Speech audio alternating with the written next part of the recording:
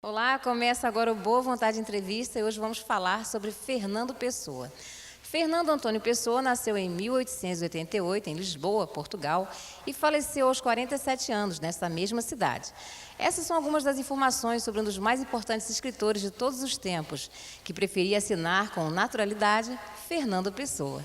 E nós recebemos aqui no Boa Vontade Entrevista a professora Anabelle Loivos. Ela é professora adjunta da Faculdade de Educação da UFRJ, para apresentar as muitas faces deste ícone da literatura portuguesa. Anabelle, obrigada pela sua presença aqui na Biblioteca Municipal de Niterói, para falar de um personagem tão importante da literatura. Falar de Fernando Pessoa, na verdade, é falar de muitas pessoas no Pessoa, né? E Fernando Pessoa, na verdade, para mim, é uma paixão de leitura, né?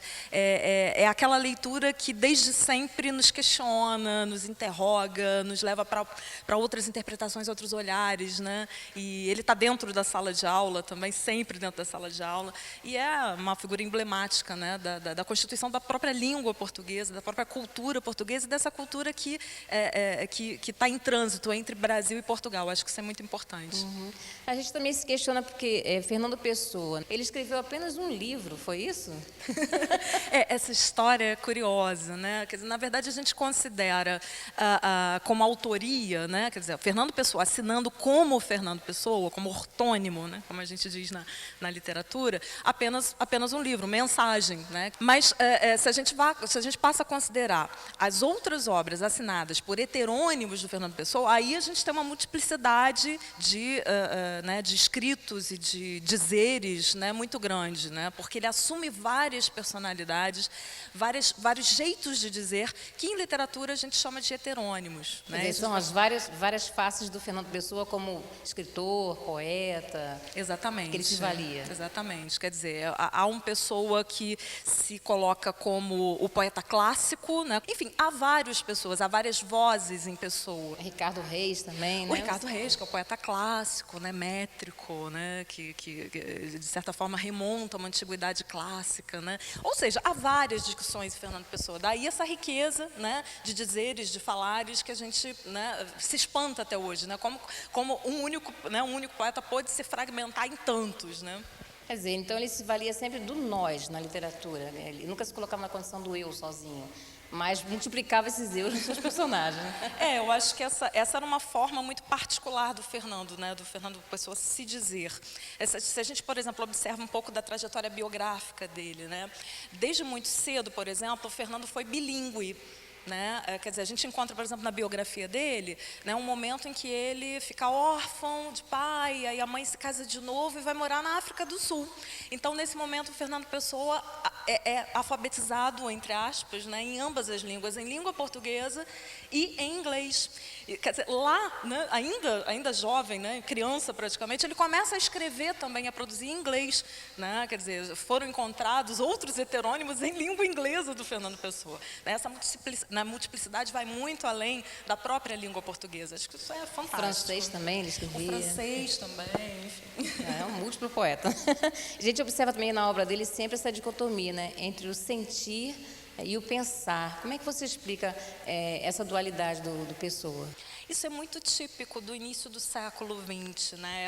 É uma característica desses poetas de passagem, digamos assim. Eles estão preocupados ainda assim, com uma poesia que precisa sentir, que precisa dizer da subjetividade, mas também precisa estar ligada ao pensamento, à ação, à filosofia, aquilo que há de concretude no ser humano. Então, essa divisão, né, essa contradição, essas ambiguidades típicas do ser humano do início do século, né, dessa partição que existe no início do século, isso também vai estar presente na poesia do Pessoa, nas suas várias vozes, de alguma forma. Né, o sentir e o pensar vão estar sempre ali presentes. E a gente poderia transpor um pouco dessa temática para os nossos dias?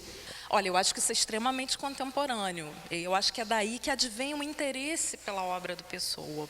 Porque ele diz muito ao nosso momento, por exemplo, que também é um momento de ambiguidade, de partições, de dúvidas, de contradições internas, né? Quer dizer, por exemplo, você encontra o Pessoa que assume posições políticas, de certa forma, por exemplo, ao escrever uma obra como mensagem sob encomenda para o Estado Novo português.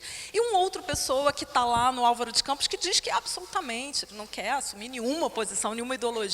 A ideologia dele é a ideologia da modernidade, né, dos novos tempos, que não podem ser presos a nenhuma ideologia. Então, quer dizer, a gente tem essa presença ambígua, essa dupla inserção, né, de uma voz que né, se coloca politicamente e se abstrai, né, se subtrai, desculpa, na verdade, da política. É uma coisa muito curiosa. Né? Ele também estudou filosofia, isso também contribuiu, de certa forma, para influenciar na literatura dele. O Pessoa é uma figura muito curiosa, porque, ao mesmo tempo, por exemplo, que fazia altas críticas à política vigente, ele vai estudar e vai se aprofundar em questões místicas, do misticismo. Ele se aproxima, por exemplo, do movimento Rosa Cruz, via um estudo que ele fazia do messianismo português, que é uma coisa muito mais antiga. O Fernando Pessoa ele tem um interesse muito forte pela questão do sebastianismo,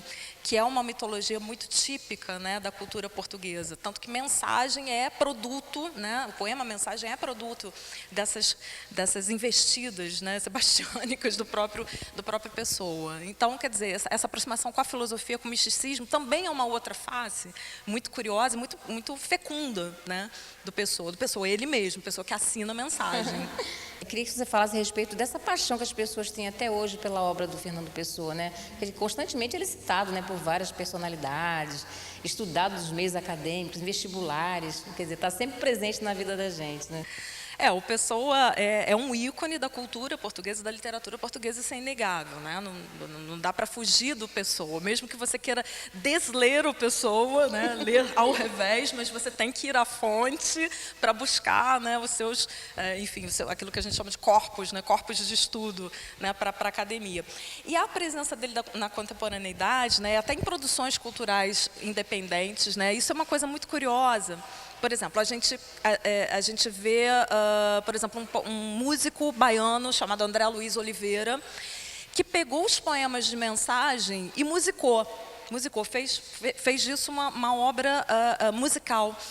E convidou, por exemplo, ícones da música brasileira para interpretar esses poemas. Então, a gente tem lá o Caetano Veloso interpretando, tem, enfim, gente da melhor cepa, né, interpretando os poemas do Pessoa.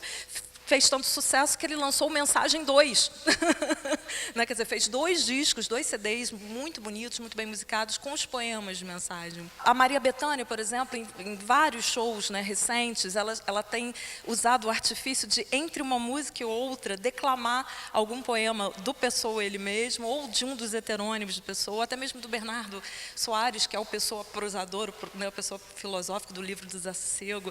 Então, quer dizer, existe uma aproximação da cultura contemporânea, né, uma tentativa de trazer, de reler o Pessoa e aproximar, né, um ícone da cultura portuguesa, de língua portuguesa, à cultura pop, digamos, brasileira. Né? Isso é uma coisa fantástica. Essa interação é muito boa, sem dúvida. Na bem, a gente vai só para um rápido intervalo, ok? Tudo bem. O programa Boa Vontade Entrevista destaca a vida e a obra do grande poeta Fernando Pessoa. E voltamos daqui a pouquinho conversando com a professora da UFRJ, Anabelle Loivos.